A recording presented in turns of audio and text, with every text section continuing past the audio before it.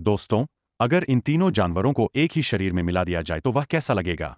आइए देखते हैं आगे की वीडियो में। और अगर आप इंडियन आर्मी से प्यार करते हैं तो वीडियो को लाइक करें, सब्सक्राइब करें और कमेंट करना न भूलें।